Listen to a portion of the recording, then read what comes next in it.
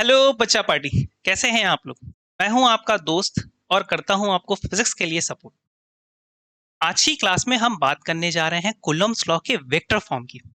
जब भी ये शब्द हम यूज करते हैं बहुत सारे बच्चे परेशान हो जाते हैं क्योंकि इस वेक्टर का ही कुछ अपना खासा एक थोड़ा सा डर आपके मन में बैठा हुआ है। जो स्पेशली बायो के स्टूडेंट होते हैं उनको तो कुछ भी नहीं समझ में आता। मैथ्स वाले तो बहुत अच्छे तरीके से कर लेते हैं क्योंकि उनको मैथ्स में भी पढ़ने का मौका मिल जाता है और वो वेक्टर को समझ जाते हैं। लेकिन बायो वाले बच्चे जहां पर उन्हें मैथ्स में प्रॉब्लम होती है, इस सब्जेक्ट को थोड़ा सा, इस टॉपिक को समझने में थोड़ा सा उनको डिफिकल्टी होती है। तो आज की क्लास में बहुत ही बेहतरीन तरीके से इस टॉपिक को कवर करेंगे और सारी बात आपको समझ में आएगी। लेकिन उसके लिए एक कंडीशन है और कंडीशन ये है कि आपको पूरी वीडियो देखनी है, कहीं पर भी स्किप नहीं करना है। अगर ऐसा करोगे तो पूरी वीडियो बहुत ही मजेदार तरीके से आपको समझ में आने वाली है। और आज की क्लास के बाद आपको कूलम्ब्स के लॉ का वेक्टर फॉर्म बहुत ज्यादा इजी लगेगा। आपको लगेगा कि इसमें कुछ है नहीं, बस एक छोटा सा लॉजिक है कि हर जगह हमें डायरेक्शन लिखना है। चलो स्टार्ट करते हैं हमारी क्लास। सबसे पहले हम लोग बात करने जा रहे हैं कि आखिर वेक्टर क्वांटिटीज क्या है ना। तो सदिश राशियां या फिर आप जिसे कहते हैं, क्या कहते हैं, वेक्टर क्वांटिटी। तो वेक्टर क्वांटिटी में आप कहते हैं सर कि वे quantities that are direction dependable, जो दिशा पर निर्भर करती हैं, जिसमें कुछ अपनी डायरेक्शन होती है। अब तुम ऐसे समझो कि अगर हमने कहा है कि फोर्स के पास डायरेक्शन होगी, इसका मतलब केवल और केवल डायरेक्शन नहीं, इसके पास होगा मैग्नीट्यूड प्लस डायरेक्शन। इसके पास दोनों होंगे, मैग्नीट्यूड भी होगा और डायरेक्शन भी होगा। और अगर इसके पास मैग्नीट्यूड प्लस डायरेक्शन होने वाले हैं तो इसके मैग्नीट्यूड के साथ साथ हमें इसका डायरेक्शन भी डिफाइन करना होगा। ये सारी बातें समझिए बहुत अच्छे तरीके से, बहुत ही मजा आने वाला है। वीडियो को अपने दोस्तों के साथ शेयर जरूर कर दीजिए ताकि सब लोग इस चीज को बहुत ही अच्छे तरीके से समझ सकें। देखिए मैग्नीट्यूड का मतलब क्या है कि एक एग्जाम्पल हम लिखते हैं। मान लेते हैं हमारे पास चार्ज पार्टिकल था और चार्ज पार्टिकल किसी दूसरे चार्ज पार्टिकल पे फोर्स लगा रहा है, 20 न्यूटन का फोर्स लगा रहा है। तो जो ये आपने 20 न्यूटन लिखा ये तो मैग्नीट्यूड हो गया, लेकिन फोर्स वेक्टर क्वांटिटी है। और अगर ये वेक्टर क्वांटिटी है तो वेक्टर क्वांटिटी के लिए आपको केवल इतना स्टेटमेंट दे देना सफिशिएंट नहीं होता है, आपको जोड़ना पड़ता है डायरेक्शन। क्या जोड़ना पड़ता है? डायरेक्शन। बहुत ही अच्छे तरीके से सुनते जाओ, बहुत ही मजा आने वाला है। तो सर इसके साथ हम जोड़ेंगे डायरेक्शन। अब डायरेक्शन जोड़ने के बहुत तरीके होते हैं। नॉर्मली आप डायरेक्शन को कहते हैं sir east, west, north, south. लेकिन जरूरी नहीं है कि आपको पता हो ये डायरेक्शन ईस्ट होने वाली है, ये डायरेक्शन वेस्ट होने वाली है, ये डायरेक्शन नॉर्थ होने वाली है या साउथ होने वाली है। तो फिजिक्स के टर्म में हम उसे डिफाइन करते हैं यूनिट वेक्टर से। किससे डिफाइन करते हैं? यूनिट वेक्टर से। और यूनिट वेक्टर को आप कैसे लिखते हैं? यूनिट वेक्टर को आप लिखते हैं सर कैप के फॉर्म में। जैसे मान लीजिए कि आर हमारा कोई पर्टिकुलर डायरेक्शन है, तो आर के ऊपर अगर हमने कैप लगा दिया तो ये हो गया हमारा यूनिट वेक्टर, एक ऐसा वेक्टर जो केवल और केवल डायरेक्शन को डिफाइन करता है। तो यूनिट वेक्टर की वैल्यू क्या होती है? आर कैप क्या होता है? R vector, vector R divided by mod of vector R. जब भी हम किसी वेक्टर का मॉड करते हैं तो उसे हम कहते हैं उस वेक्टर का मैग्नीट्यूड। उस वेक्टर का हम क्या कहते हैं? मैग्नीट्यूड। तो ये एक फॉर्मूला बन गया आपका। सबसे पहले इस फॉर्मूले को एक डब्बे में बॉक्स में बंद कर देते हैं। तो ये है हमारा यूनिट वेक्टर का फॉर्मूला। यहां पर इस फॉर्मूले में आर, मॉड ऑफ आर क्या है? ये है आर का मैग्नीट्यूड। तो magnitude of R vector, magnitude of R vector, ये है वेक्टर फॉर्म, ये है इसकी वेक्टर फॉर्म और ये है इसका यूनिट वेक्टर। ये है क्या? इसका यूनिट वेक्टर। और यूनिट वेक्टर केवल और केवल क्या बताता है? डायरेक्शन। आर वेक्टर, वेक्टर को हम कैसे लिखते हैं? किसी भी वेक्टर का एग्जांपल होता है A I cap plus B J cap plus C K cap. यहां पर आई कैप, जे कैप और के कैप क्या है? आई कैप है डायरेक्शन एक्स एक्सिस के अलोंग, जे कैप है डायरेक्शन वाई एक्सिस के अलोंग और के कैप है डायरेक्शन जेड एक्सिस के अलोंग। देखो हमने कार्टेशियन कोऑर्डिनेट सिस्टम पढ़ा है ना, X axis, Y axis, Z axis. आप जानते हैं ये है एक्स एक्सिस आपका, ये है वाई एक्सिस आपका और ये आगे वाला होता है जेड एक्सिस। समझिए ये है एक्स एक्सिस, ये है वाई एक्सिस और ये वाली डायरेक्शन है आपकी जेड एक्सिस। इस एक्सिस पर कोई भी वेक्टर होगा, कहीं पर भी फोर्स लग रहा होगा तो उसे आप आई कैप, जे कैप और के कैप के फॉर्म में डिफाइन कर देंगे। आई कैप है एक्स की डायरेक्शन को शो करने के लिए, जे कैप है y की डायरेक्शन को शो करने के लिए और k कैप है z की डायरेक्शन को शो करने के लिए यूनिट वेक्टर्स। उसी तरीके से इसके एग्जाम्पल में जब हमने फोर्स का एग्जाम्पल दिया था तो यहां पर भी एक यूनिट वेक्टर हमें लिखना चाहिए। हम लिख देते हैं एन कैप। एन कैप क्यों लिख दे रहे हैं? मान लिया कि इसकी डायरेक्शन एन के अलोंग है और एन कैप क्या रिप्रेजेंट कर रहा होगा यहाँ पर? एन कैप सर रिप्रेजेंट कर रहा होगा उसकी डायरेक्शन को। तो हमेशा हमें क्या लिखना पड़ता है? किसी भी फोर्स के साथ या किसी भी वेक्टर क्वांटिटी के साथ क्या लिखना पड़ता है? उसका डायरेक्शन लिखना पड़ता है। मान लीजिए कि हमारे पास एक और एग्जांपल होता है यहाँ पर कि दूसरा फोर्स F2 लग रहा है और F2 की वैल्यू हम क्या कर देते हैं? लिख देते हैं 30 न्यूटन एन कैप। तो इसका मतलब है कि ये एन की डायरेक्शन में लगने वाला फोर्स है जिसकी वैल्यू कितनी है? 30 न्यूटन। अब इसी को हमें कूलम्स के लॉ या कूलम की लॉ के फॉर्म में समझना होगा कि जब चार्जेस एक दूसरे पर फोर्स लगा रहे थे तो कैसे वहां डायरेक्शन को इंक्लूड किया जाए। चलो बहुत ही मजा आने वाला है। ये बात आप समझ चुके हो तो मॉड ऑफ आर वेक्टर हम कैसे निकालते हैं थोड़ा इसे भी समझ लीजिए। मॉड ऑफ आर वेक्टर को निकालने के लिए आप क्या करेंगे? विद इन रूट ऑफ ए का स्क्वायर प्लस बी का स्क्वायर प्लस सी का स्क्वायर। जो यहां पर आई कैप, जे कैप और के कैप के गुणांक हैं उनके साथ जो मल्टीप्लाई हुए टर्म हैं, ए है, बी है, सी है, इनका स्क्वायर करके ऐड कर दीजिए। आपको मॉड ऑफ आर वेक्टर मतलब उस वेक्टर का, उस सदिश राशि का आपको मैग्नीट्यूड मिल जाएगा। केवल और केवल मैग्नीट्यूड मिल जाएगा। जैसे सपोज करिए हमने एक फोर्स लिखा, एक फोर्स का एग्जांपल दिया 3 आई कैप प्लस 4 जे कैप प्लस 5 के कैप। मैंने आपसे कहा कि mod of F vector find करिए। ये एफ वेक्टर है, ये क्या है? बल का वेक्टर फॉर्म है, फोर्स का वेक्टर सदिश रूपांतरण है। अब हमें क्या निकालना है? मॉड ऑफ एफ वेक्टर निकालना है। तो मॉड ऑफ एफ वेक्टर के लिए आप क्या करेंगे? आप यूज करेंगे विद इन रूट ऑफ 3 का स्क्वायर लगाएंगे आप यहाँ पर, प्लस फिर क्या करेंगे? 4 का स्क्वायर लगाएंगे आप यहाँ पर, और फिर क्या करेंगे? 5 का स्क्वायर लगाएंगे आप यहाँ पर। 3 का स्क्वायर होता है 9, 4 का स्क्वायर होता है 16 और 5 का स्क्वायर होता है 25। Within root of 16 plus 9 25, 25 plus 25 कितना हो गया? 50 हो गया आपका। तो रूट ऑफ 50 हो गया इस फोर्स के लिए मैग्नीट्यूड। रूट ऑफ 50 को आप लिख सकते हैं 5 रूट 2। रूट ऑफ 50 को आप क्या लिख सकते हैं? 5 रूट 2। तो इस फोर्स को आप कुछ इस तरीके से भी लिख सकते हैं कि ये है 5 रूट 2। ये है क्या? 5 रूट 2। और 5 रूट 2 इसका केवल और केवल क्या है? मैग्नीट्यूड है। तो भले फोर्स यहां पर आपका क्या है?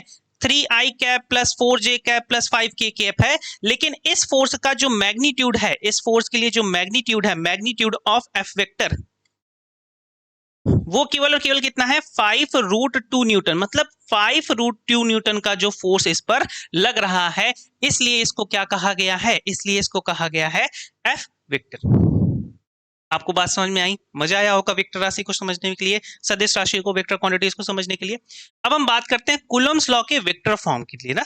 तो हम बात करने जा रहे हैं vector form of Coulomb's law. देखिए यहां पर समझते हैं कि अगर हमारे पास कोई दो चार्ज पार्टिकल है, एक चार्ज पार्टिकल यहां पर है और दूसरा चार्ज पार्टिकल यहां कहीं सपोज कर लेते हैं, ठीक है। अब इस चार्ज पार्टिकल के वेक्टर को समझने के लिए हमें इसकी पोजीशंस को समझना होगा, और पोजीशन को समझने के लिए हमें एक्स एक्सिस, वाई एक्सिस और जेड एक्सिस को ड्रॉ करना होगा।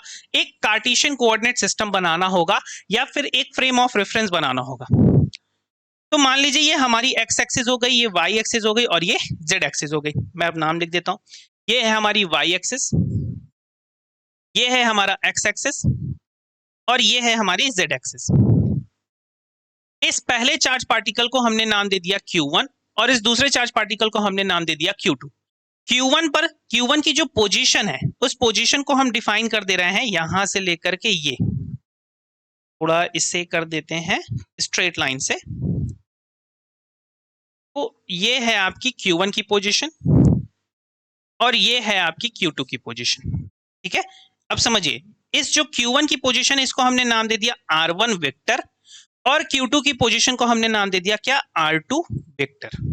देखिए वेक्टर राशि या वेक्टर क्वांटिटीज को लिखने का सबसे अच्छा तरीका होता है कि जो उनका सिंबल है उसके ऊपर आप एक ऐसा एरो लगा देंगे तो ये बन जाता है वेक्टर क्वांटिटी। फोर्स एक वेक्टर क्वांटिटी है, इसलिए जब भी हम फोर्स को लिखते हैं एफ, तो एफ के ऊपर हम एक ऐसा एरो लगा देते हैं और ये बन जाता है क्या, वेक्टर क्वांटिटी। इसकी डायरेक्शन इस तरफ भी होगी तो भी हम एरो को कैसा लगाएंगे, ऐसे ही लगाएंगे। चलिए इस बात को समझते हैं थोड़ा सा और। अब अगर सोचिए कि Q1 और Q2 दोनों कैसे हैं, पॉजिटिव चार्जेस हैं, दोनों ऐसे चार्ज हैं जिनके ऊपर सेम लाइक चार्जेस हैं, तो क्या Q1 Q2 को रिपल करेगा इस डायरेक्शन में? बिल्कुल सर करेगा। और Q2 Q1 को रिपल करेगा इस डायरेक्शन में। देखिए Q1 Q2 को रिपल करेगा तो उस डायरेक्शन में, Q2 Q1 को रिपल करेगा तो इस डायरेक्शन में, क्योंकि ये एक लाइन है जो इन दोनों को ज्वाइन कर रही है। और कल की क्लास में हमने बात किया था कि हमेशा जो इन पर फोर्स लगता है वो अलोंग द लाइन ज्वाइनिंग लगता है, जिस डायरेक्शन में ये दोनों जुड़े हुए हैं उसी के अलोंग लगेगा। अब यहाँ पर जो आपका फोर्स है ये है फोर्स ऑन 1 ड्यू टू 2, ये है फोर्स वेक्टर। और यहाँ पर जो फोर्स लग रहा है ये है आपका force on 2 due to 1 vector. ठीक है, अब डायरेक्शन समझिए। देखिए इस वाली डायरेक्शन को, ये जा रहा है, ये जा रहा है, तो देखिए कहां से कहां जा रहा है, R1 से R2 की तरफ, 1 से 2 की तरफ है। तो इसकी डायरेक्शन कहां है, 1 से 2 की तरफ। इस वाले को समझिए, इस वाले की डायरेक्शन कहां है, ये है 2 वाले ने 1 पे फोर्स लगाया तो 2 से 1 की तरफ है। तो यहां पर जो आप डायरेक्शन लिखेंगे, सोचिए इसके लिए ये जो R होने वाला है आपका यहां पर, ये है इन दोनों के बीच की डिस्टेंस R वेक्टर। ये मैटर करेगी किसके लिए, F12 के लिए और F21 के लिए। क्यों, क्योंकि इनकी डायरेक्शन है। F21 की जब डायरेक्शन आप दिखाएंगे तो R वेक्टर उधर की तरफ, और F12 की डायरेक्शन आप दिखाएंगे तो R वेक्टर इधर की तरफ है। ऐसा हो रहा है ना, तो इसलिए दोनों ही सिचुएशन में इनकी वैल्यूज क्या कैसे होंगी, आइए उसको समझते हैं। देखिए इस साइड वाली डायरेक्शन को आप डिफाइन करेंगे R12, कहां से कहां जा रहा है, 1 से 2 की तरफ। और इस वाली डायरेक्शन को आप कैसे डिफाइन करेंगे, R21 वेक्टर। ये कैसे जा रहा है, ये 2 से 1 की तरफ जा रहा है। इस वैल्यू को देखिए, R12 कैसे आप डिफाइन करते हैं, R12 वेक्टर क्या होता है, ये हमेशा होता है R2 vector minus R1 vector. और R21 को आप कैसे डिफाइन करेंगे, R21 वेक्टर को कैसे डिफाइन करेंगे, ये होगा हमेशा R1 vector minus R2 vector. देखिए क्या यहां से आपको लॉजिकली लग रहा होगा कि R2 वेक्टर या फिर R12 vector is actually minus of R21 vector. देखिए इनकी डायरेक्शन हमेशा क्या है, एक दूसरे के अपोजिट है और वैल्यू सेम है। R वेक्टर की वैल्यू जो है वो क्या है, सेम है, लेकिन इनकी जो डायरेक्शन थी, जो डायरेक्शन हमने निकाली वो देखिए अपोजिट आई है, एक दूसरे के क्या है, अपोजिट है, इसलिए नेगेटिव साइन आया है। क्या आप मेरी बात अब समझ रहे हो, क्या हमें वेक्टर फॉर्म कुछ समझ में आ रहा है? अगर समझ में आ रहा है तो कमेंट करिए, बिल्कुल बताइए, बोलिए साथ साथ कि बिल्कुल हम समझ रहे हैं सर। चलिए आगे बढ़ते हैं। तो ये R1 वेक्टर हो गया, ये R2 वेक्टर हो गया, और यहाँ पर है आपका R वेक्टर। अब अगर इसमें हम फोर्स का फॉर्मूला लिखते हैं तो फोर्स के फॉर्मूले की आप क्या लिखेंगे, सबसे पहले हम लिखने जा रहे हैं F12 vector. F12 vector, F12 vector क्या है, फोर्स ऑन 1 ड्यू टू 2। ये क्या है, फोर्स on Q1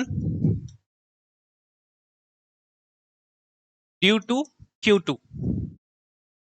चलिए फॉर्मूला आप जानते हैं क्या होता है, K times Q1 Q2 upon R square होता है। यही फॉर्मूला जानते हैं आप, R स्क्वायर। लेकिन ये केवल और केवल फोर्स का मैग्नीट्यूड है। अब इसके साथ आपको क्या लिखनी होगी, डायरेक्शन लिखनी होगी। तो इसकी डायरेक्शन क्या होगी, R कैप। अब यहाँ पर ये जो R आप यूज कर रहे हैं, ये R12 होगा कि R21 होगा। देखिए F12 की आप बात कर रहे हैं, हम पीछे जाते हैं, फिर से पिछली साइड पे जाते हैं। F12 ये है, इसकी डायरेक्शन क्या है, इसकी डायरेक्शन है सर 2 से 1 की तरफ। इसकी डायरेक्शन क्या है, 2 से 1 की तरफ। तो इसके लिए आप डायरेक्शन क्या यूज करेंगे, R21 यूज करेंगे। इसके लिए डायरेक्शन आप क्या यूज करेंगे, R21 यूज करेंगे। तो यहां पर हम इसकी जगह पर R वेक्टर की जगह पर क्या लिखेंगे, R21 स्क्वायर, और इसकी जगह पर आप क्या लिखेंगे, R21। देखिए इसको समझिए, तो ये हो जाएगा आपका F12 vector is equal to K times Q1 Q2 divided by R21 square. तो आप इसे लिख सकते हैं मॉड ऑफ R21 स्क्वायर, क्योंकि ये केवल वेक्टर R का क्या है, मैग्नीट्यूड है, और ये है R21 कैप। मैंने आपको अभी फॉर्मूला बताया था कि अगर कभी भी कैप होता है तो कैप की जगह आप क्या लिखते हैं, vector R divided by mod of vector R, vector R divided by mod of vector R। तो यहां पर आप इसको क्या लिख सकते हैं, आप इसे लिख सकते हैं R R21 vector divided bye R21 mod, लिख सकते हैं ऐसा। तो फॉर्मूला आपको क्या मिल जाएगा फोर्स का, F12 vector is equal to K times Q1 Q2 times R21 vector divided by, देखिए R21 का स्क्वायर और R21, ये हो जाएगा R21 vector cube. This is the vector form of Coulomb's law. ये कूलॉम्स लॉ का क्या है, वेक्टर फॉर्म है। इसे एक ब्रैकेट में क्लोज कर देते हैं। ये हमने फॉर्मूला लिखा है F12 वेक्टर के लिए। अगर सेम तरीके से हम किसके लिए लिख रहे हैं, F21 वेक्टर के लिए, तो फोर्स ऑन 2 ड्यू टू 1 हम बात करने जा रहे हैं। अभी तक हमने बात किया है फोर्स ऑन 1 ड्यू टू 2। अभी तक हमने क्या बात किया है, फोर्स ऑन 1 ड्यू टू 2। जो चार्ज 1 पर फोर्स लग रहा था अभी तक हमने उसकी बात की है। अब हम बात करने जा रहे हैं फोर्स ऑन 2 ड्यू टू 1। बहुत ही मजेदार चीज है, बहुत ही मजेदार टॉपिक है। अच्छे से समझते जाओगे तो बिल्कुल इजी लगने वाला है। बहुत ही स्लोली मैं आपको पढ़ा रहा हूं ताकि कहीं पर भी आप भूले नहीं।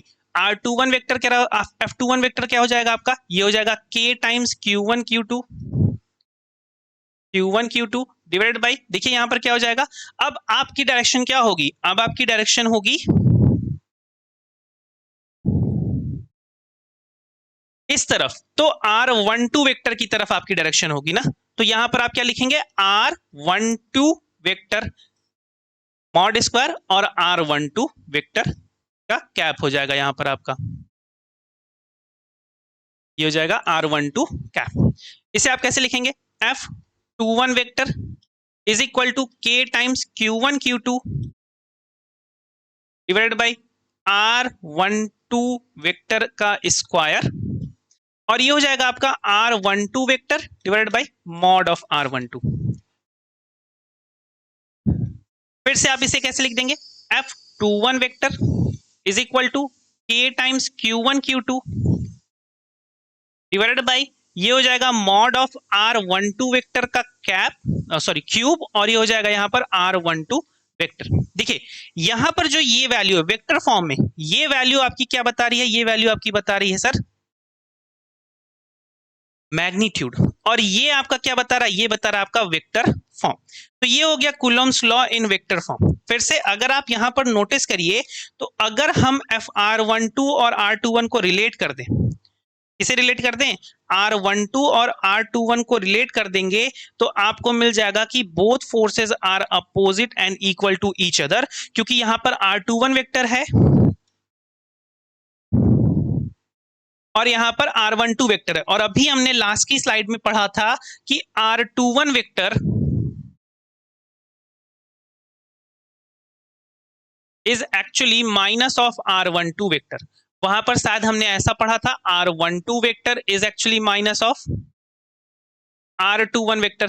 तो अगर फोर्स के फॉर्मूला में आप अप्लाई करेंगे तो आपको मिल जाएगा F12 vector is actually minus of F21 vector, जो कि हम पहले से ही जानते हैं कि कूलम्स फोर्स एक दूसरे के एक्शन रिएक्शन पेयर हैं, वो इक्वल और अपोजिट होते हैं। तो कूलम लॉ का वेक्टर फॉर्म का सबसे बड़ा खासियत ये है, सबसे बड़ी प्रॉपर्टी ये है कि ये आपको शो करता है कि जो दोनों फोर्सेस हैं वो एक दूसरे के इक्वल और अपोजिट हैं। इसकी जो डायरेक्शन है, डायरेक्शन R12 वेक्टर और R21 वेक्टर आपको ये बताती है कि ये एक सेंट्रल फोर्स है, मतलब कि ये along the line joining act करता है। देखो कितनी मजेदार बातें हैं, जो हमने पहले पढ़ा था उस सारी चीजों को हम प्रूफ करते चल रहे हैं, सारी चीजों पर हम बात करते चल रहे हैं। तो अगर मैं एक लाइन में vector form of Coulomb's law लिखना चाहता हूं, vector form of Coulomb's law,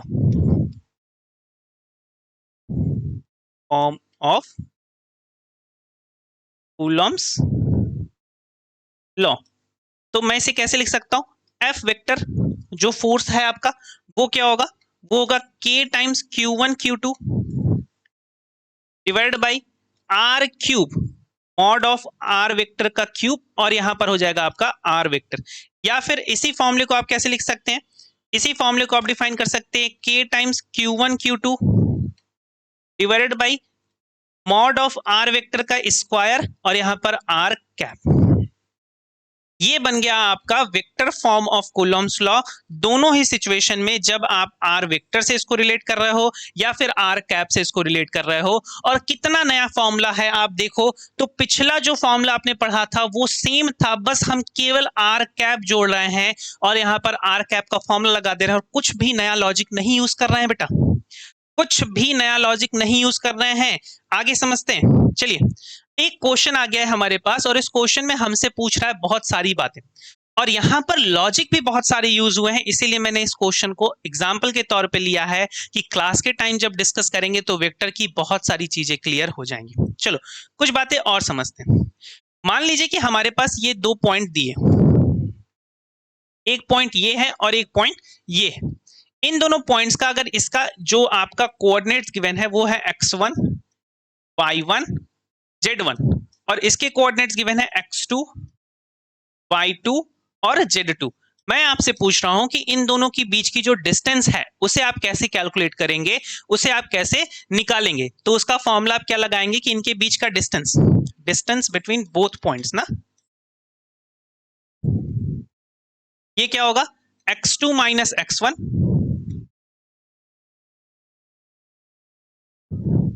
square plus y2 minus y1 square plus z2 minus z1 square within root.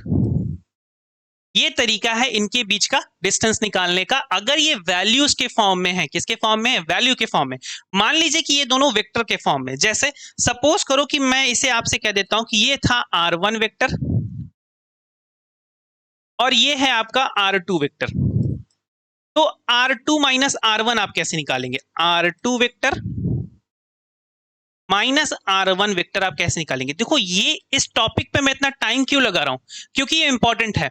और वेक्टर जो आप पढ़े रहते हो ये आप क्लास 11 के स्टार्टिंग में पढ़े रहते हो और यहां तक आते आते नियरली 1 साल बीत जाता है और बहुत सारी चीजें आपके दिमाग से निकल जाती है, इसलिए इस सारी चीजों को रिकॉल करना बहुत ही ज्यादा जरूरी है।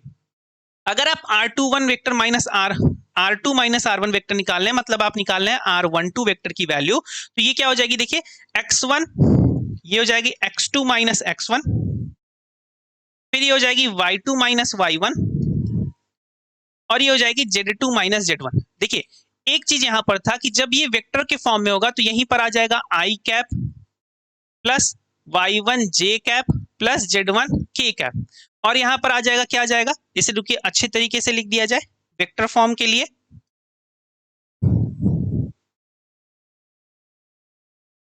अगर ये r12 और r21 वेक्टर होते हैं तो ये लिखा होता x1 i cap plus y1 j cap plus z1 k cap और r2 वेक्टर होता आपका x2 i cap plus y2 j cap plus z2 k cap और इसी चीज को आप यहां पर लिख देते x2 minus x1 i cap plus y2 minus y1 j cap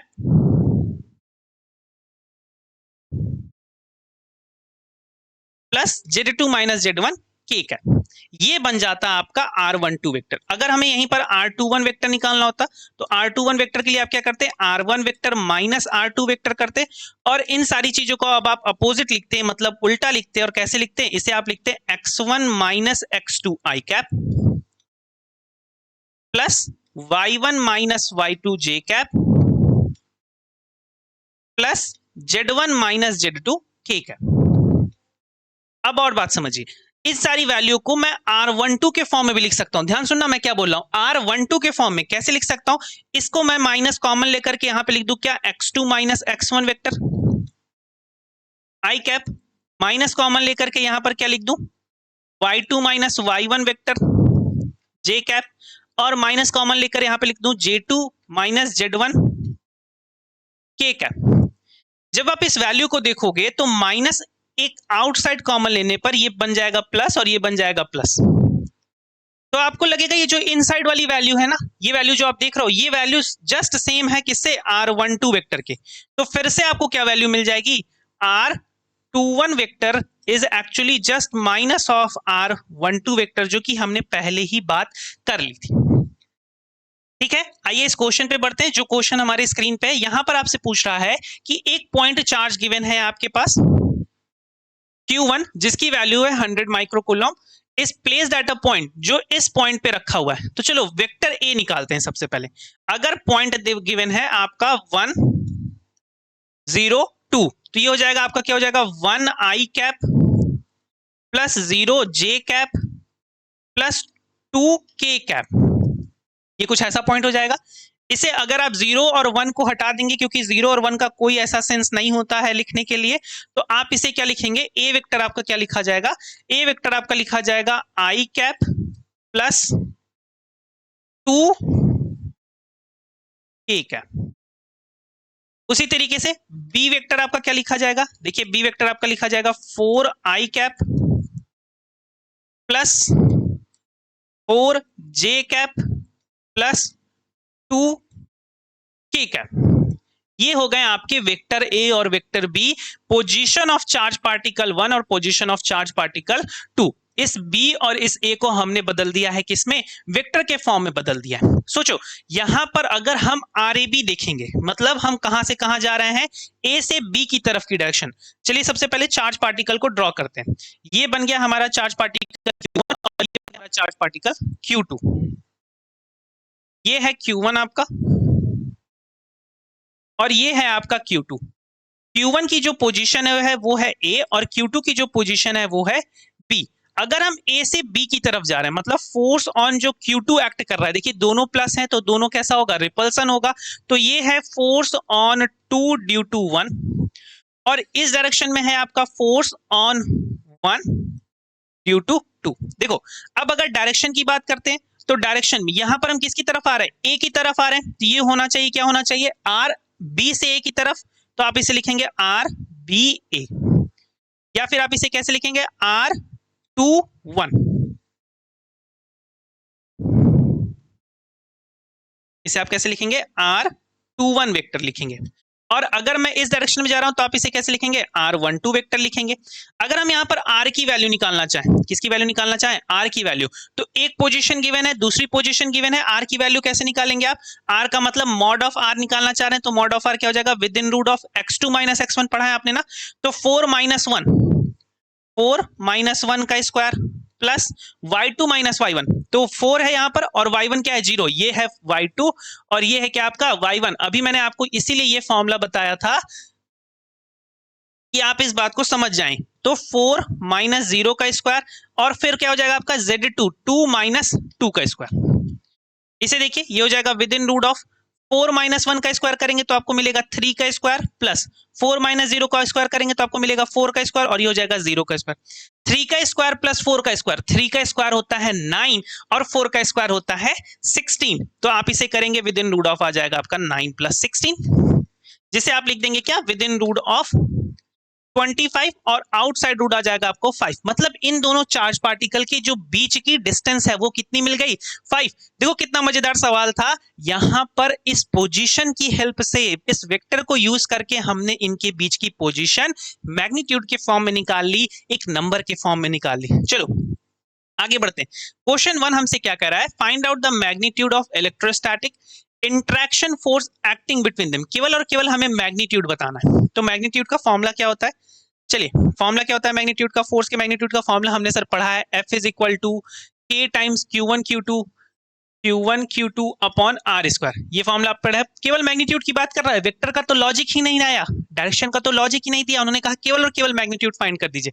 K की वैल्यू क्या होती है, K की वैल्यू होती है 9 times 10 to the power of 9। Q1 की वैल्यू देखिए 100 माइक्रोकूलम बोला था। Q1 की वैल्यू क्या बोला था, 100 माइक्रोकूलम। माइक्रो का मतलब होता है 10 raise to the power minus of 6। तो हम इसे पुट करेंगे, ये हो जाएगा 100 times 10 raise to the power minus of 6। फिर Q2 की वैल्यू क्या थी, 200 माइक्रोकूलम। तो ये हो जाएगा आपका 200 times 10 raise to the power minus of 6 divided by R square. और अभी अभी हमने सर R कैलकुलेट किया है, कितना कैलकुलेट किया है जल्दी बताओ। बिल्कुल सही कहा आपने, 5 कैलकुलेट किया है। तो ये हो जाएगा स्क्वायर ऑफ 5। चलो आगे बढ़ते हैं। 9 टाइम्स 100 यहाँ पे लिख दीजिए, फिर 200 यहाँ पे लिख दीजिए और इसको लिख दीजिए 10 रेज़ टू द पावर 9। अगर बेस सेम होंगे, अगर 10 सेम है तो इनकी जो पावर्स है ऐड होती हैं। तो ये हो जाएगा 9 माइनस 6, क्योंकि ये माइनस थे इसलिए हमने इसको एज इट इज माइनस लिख दिया, डिवाइडेड बाय 25 डिवाइड बाई कितना हो गया 25। 25 क्या करेगा 100 को कैंसिल करेगा कितने में 4 टाइम्स में, तो आपको ये वैल्यू मिलेगी 9 times 4 times 200 times 10 raise to the power minus of 3, क्योंकि 9 माइनस 12 हो जाएगा। अब आप इसे लिख सकते हैं 36 टाइम्स 2, और इसे आप लिख सकते हैं 10 raise to the power of 2 times 10 raise to the power of minus of 3। 36 times 2 आपका हो जाएगा 72, और इसकी वैल्यू मिलेगी 10 raise to the power minus 1, जिसे आप लिख सकते हैं 7.2 न्यूटन। मतलब इन दोनों चार्ज पार्टिकल के बीच में जो फोर्स एक्ट कर रहा है वो फोर्स कितना है, वो है 7.2 न्यूटन का फोर्स। अच्छे तरीके से समझ में आया आपको ये बात? चलिए और आगे समझते हैं इस बात को। जो पहला क्वेश्चन पूछा था कि what is the magnitude of the force acting between these charges, तो उसकी वैल्यू आपको मिल गई कितनी 7.2 न्यूटन मिल गई है। अब आगे बात करते हैं find out the force FA। हमें क्या निकालना है FA, मतलब FA पर चार्ज फोर्स कर रहा है और FB पर फोर्स निकालना है। मतलब इस बात को समझिए कि जो दूसरे वाले पार्टिकल पे फोर्स लग रहा है इसे उन्होंने नाम दे दिया क्या, FB का नाम दे दिया है, और जो पहले वाले पार्टिकल पे फोर्स लग रहा है उसे उन्होंने क्या नाम दे दिया है, FA का नाम दे दिया। चलो इस बात को समझते हैं, इस बात को निकालते हैं, फिर से एक नई स्लाइड तैयार करते हैं और फिर से हम चार्ज पार्टिकल्स को ड्रॉ करते हैं। कलर बदल देते हैं। एक हमारा चार्ज पार्टिकल है यहां पर ये, और एक है हमारा चार्ज पार्टिकल यहां पर ये है Q1, और या फिर आप इसे QA कह दीजिए। ये है A पोजीशन और ये है B पोजीशन। हम क्या करते हैं फोर्स B कैलकुलेट करते हैं, इस पे जो फोर्स लग रहा है FB को कैलकुलेट कर रहे हैं। ठीक है, तो FB के लिए फॉर्मूला क्या हो जाएगा, देखिए FB वेक्टर, FB वेक्टर आपका क्या कहता है, ये है K times Q1 Q2 divided by mod of R vector का cube, mod of R vector का क्यूब, और यहां पर क्या है ये R वेक्टर। अच्छा अभी वेक्टर R कैसे निकालेंगे, तो अभी तो लॉजिक बताया था वेक्टर R निकालने का।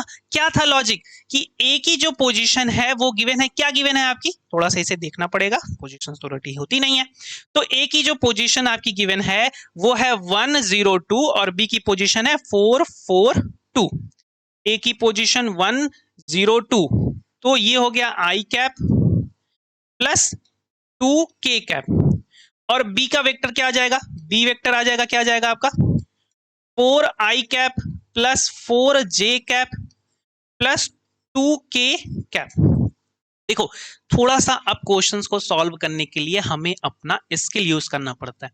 अगर मैं B माइनस A करूंगा तो मुझे पॉजिटिव वैल्यू मिलेगी, और A माइनस B करूंगा तो नेगेटिव वैल्यू मिलेगी, तो दोनों ही निकालने हैं, तो इसलिए हम क्या करते हैं B माइनस A कर देते हैं। तो R B माइनस A कर रहे हो तो आप इसे कैसे लिखोगे, AB लिखोगे, और क्या लिखोगे RB vector minus RA vector लिखोगे, ये आपका RB है। RB क्या हो जाएगा 4I cap plus 4J cap plus 2K cap minus I cap minus 2K cap. चलिए इसे निकालिए, 4I की वैल्यू क्या मिलेगी आपको, ये भी देखिए 4I माइनस I कैप, तो ये हो जाएगा 3I कैप।